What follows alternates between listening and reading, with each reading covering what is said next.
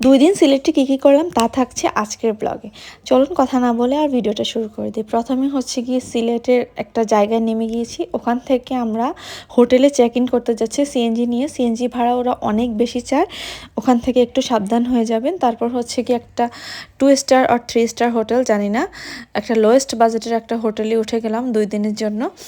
এই যে দেখতে পাচ্ছেন আমার হচ্ছে গিয়ে আম্মু খালামণি সহ যত আছে সবাই, এটা ছিল একটা ফ্যামিলি ট্রিপ।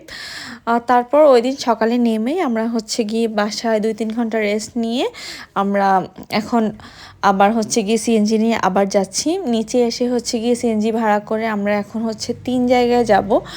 এটা হচ্ছে একটা হচ্ছে আমরা যাব এখন রাতারগুল সফটাম, ওইখান থেকে আরও এক জায়গায় যাব। তারপর আমরা হচ্ছে কি সিলেটের সৌন্দর্য দেখতে দেখতে আমরা চলে গিয়েছিলাম হচ্ছে কি রাতারগুলে যাওয়ার পর হচ্ছে এই যে দেখতে পাচ্ছেন এই জায়গাটা হচ্ছে কি রাতারগুল। ওখানে হচ্ছে কি ওখান থেকে নৌকা ভাড়া নিয়ে আপনার সব জায়গায় 0 পয়েন্ট থেকে শুরু করে সব জায়গায় ঘুরতে হবে এরকম। তারপর আমরা এখান থেকে হচ্ছে কি একটা নৌকা ভাড়া করে নিয়েছিলাম, মেবি 1800 বা 2500 এরকম একটা দাম নিয়েছিল। আমরা হচ্ছে কি 2টা নৌকা নিয়েছিলাম ওইখানে হচ্ছে 0 পয়েন্ট পর্যন্ত যাওয়ার জন্য। তারপর আমার মনে হয় রাতারগুল মানে প্রথম যেহেতু আমার ফার্স্ট টাইম যাওয়া, এজন্য হচ্ছে কি আমার কাছে মনে হয়েছে যে রাতারগুল অনেক সুন্দর, কিন্তু বর্ষাকালে নাকি আরও বেশি সুন্দর থাকে। আমি যখন গিয়েছিলাম তখন বর্ষাকাল অলরেডি শেষ হয়ে গিয়েছিল। তারপর আমরা হচ্ছে গিয়ে ঘুরতে ঘুরতে রাতারগুলের ভিতরে যত ঢুকতেছিলাম ততই সুন্দর লাগছিল। এরা যখন তখন একদমই পানি কম ছিল রাতারগুলে। যখন পানি বেশি থাকে তখন কিন্তু রাতারগুলের সৌন্দর্যটা আরও বেশি বৃদ্ধি পায়। তারপর দেখতে পাচ্ছেন আমাদের সামনে যে নৌকাটা ওইটাও হচ্ছে কি আমাদেরই নৌকা, আর এটাও আমরা 2 জন মিলেই এখানে হচ্ছে গিয়ে যাচ্ছি। এখানে মোস্ট মানে ইন্টারেস্টিং বিষয় যেটা সেটা হচ্ছে গিয়ে এখানে হচ্ছে গিয়ে একটু সুন্দরবনের ফিল পাবেন আপনারা। এখানে যাওয়ার পর মনে হবে যে আমরা সুন্দরবনে চলে আসছি এরকম। যারা সুন্দরবন গিয়েছেন তারা এই জিনিসটা ফিল করতে পারবেন। তারপর এখানে আমরা অনেকক্ষণ ছিলাম। তারপর এখানে নৌকা দিয়ে অনেক খাবার টাবার আসতেছিল, চাইলে খাবার টাবারও কিনা যায়। তো এগুলা সবাই মিলে অনেকক্ষণ ছবি টবি তুলে তারপর এখান থেকে আমরা এবার হচ্ছে গিয়ে আবার চলে গিয়েছি অন্য একটা জায়গায়। রাতারগুলে আমরা হচ্ছে কি 1 ঘন্টার মতো ছিলাম, ওখানে 0 পয়েন্ট বন্ধ থাকার কারণে 0 পয়েন্টে যাইতে পারিনি। তারপর এখান থেকে আমরা এখন চলে যাব হচ্ছে গিয়ে সাদা পাথরে।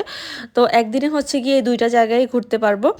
তারপর আমরা হচ্ছে গিয়ে রাতারগুল থেকে ব্যাক করে আমরা যে সিএনজিটা নিয়েছি ওই সিএনজিটা 2 জায়গায় যাবে, রাতারগুলেও যাবে, তারপর হচ্ছে গিয়ে যাবে আবার সাদা পাথর। তো ওখান থেকে হচ্ছে গিয়ে যাওয়ার সময় যে মানে ভিউটা দেখতে পাচ্ছেন একদমই মানে হ্যাভেন, এত সুন্দর দেখা যাচ্ছিল যে মানে ভিউটা। তারপর এই যে আমরা পৌঁছে গিয়েছি সাদা পাথর এখানে আমাদেরকে ওয়েলকাম জানিয়েছে। তারপর এখান থেকে আমরা হচ্ছে কি নিচে নেমে আরও একটা নৌকা ভাড়া করেছি। এটা হচ্ছে কি একটা ট্রলার, মেনলি এই ট্রলারটা আমরা হচ্ছে গিয়ে ভাড়া করেছি। একটা ট্রলারে আমরা হয়ে গিয়েছি, যেহেতু আমরা মানুষ ছিলাম 8 থেকে 10 জনের মতো।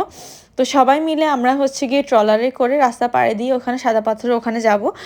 একদমই এটা হচ্ছে গিয়ে মানে ইন্ডিয়ার পাশাপাশি যে ইয়েটা ওই জায়গায় যাব। তো এটার জন্য আমাদের প্রায় 20 থেকে 25 মিনিটের মতো লাগে এই ইয়েটা পার হতে। সাদা পাথরের পানিগুলা যে এত পরিমাণ সুন্দর, আর এখানে মনে হয়েছে যে আপনার নদীতে ভ্রমণের যে ইয়েগুলো ওইটাই বেশি সুন্দর।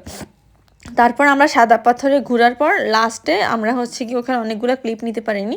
এখানে আমরা চলে এসেছি, এটা হচ্ছে কি মালিনী ছাড়া চা বাগান। এই চা বাগানটা অনেক বেশি সুন্দর ছিল। এটা বিকেলবেলা হচ্ছে গিয়ে আমাদেরকে ঘুরাইছে এই জায়গায় লাস্টে আসার সময়। এটা হচ্ছে গিয়ে আপনার সিলেটের মানে বাংলাদেশের 3য় বৃহত্তম মনে হয় চা বাগান, এত বড় ছিল চা বাগানটা। এটা খোলাই থাকে মেইনলি, তো সবাই এসে এরকম ভিডিও টিকটক বানাচ্ছিল। আমরাও সেই হিসাবে মানে চলে আসলাম। এসে হচ্ছে কি ঘুরে সব কিছু মিলে আবার হচ্ছে নেমে যাচ্ছি। এখানে সবাই মিলে আসছি, বেশিক্ষণ এখানে থাকতে পারিনি, মাত্র হচ্ছে গিয়ে 30 মিনিটের মতো ছিলাম। একটু পাহাড়ে উঠে হেঁটে টেটে আবার হচ্ছে গিয়ে চলে গিয়েছি। তারপর বাসায় রেস্ট নিয়ে তারপর পানশিতে খেয়ে আমরা হচ্ছে ওই দিন রাতে পানশিতেই খেলাম। পরের দিন পরের দিনও পানশিতেই খেয়েছি।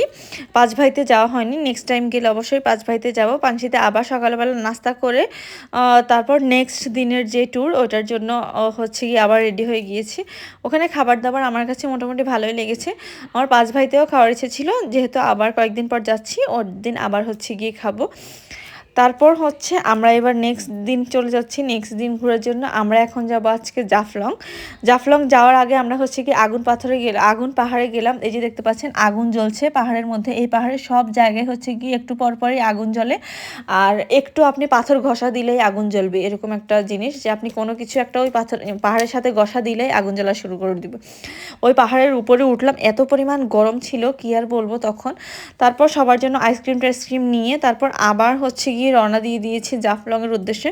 এ সাইডে কোনো মানে চা বাগান থাকলে হচ্ছে গিয়ে নামবো, কিন্তু এত দূর জাফলং যে আমরা যেহেতু মানে দেরি হয়ে গিয়েছে আমাদের বের হতে, জন্য আমরা মানে রাস্তায় নামতে পারিনি। আমরা ডিরেক্ট হচ্ছে জাফলংয়ে চলে গিয়েছি। এটা দেখতে পাচ্ছেন, এটা হচ্ছে গিয়ে জাফলংয়ে ওখানেই হচ্ছে গিয়ে যে সিনজিটা নিয়ে গিয়েছিলাম ওখানেই আমার দাঁড়িয়েছিল। আমরা হচ্ছে গিয়ে এখন জাফলংয়ে আছি।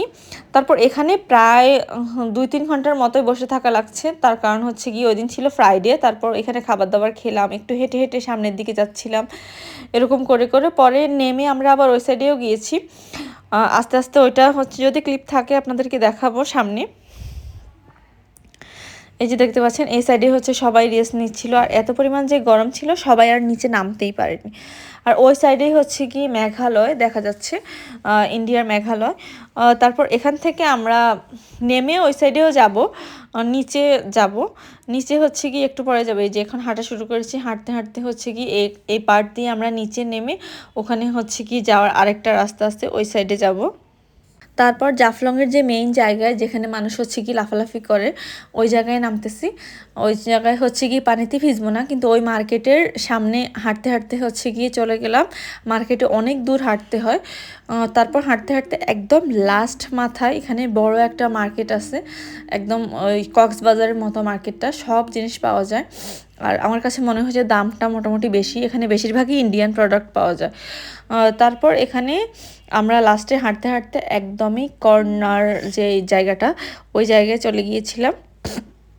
এখানে দেখছি সবাই পানিতে নামছে, পানিটা এত বেশি নোংরা ছিল, পানিতে নামার একদমই রুচি চলে গিয়েছিল, পরে আর পানিতে নামিনি।